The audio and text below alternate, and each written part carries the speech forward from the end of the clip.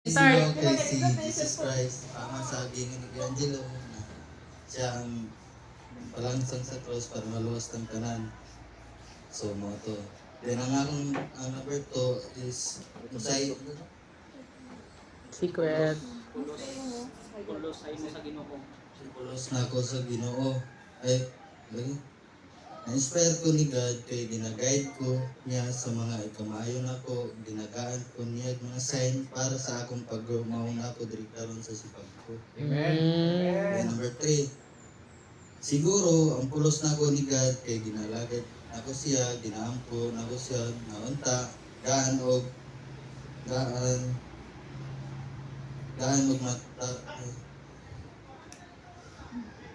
Hallelujah. Amen. Amen, Gaan brother. og upside na kinabuhi ang usag-usa og malipayon. Amen.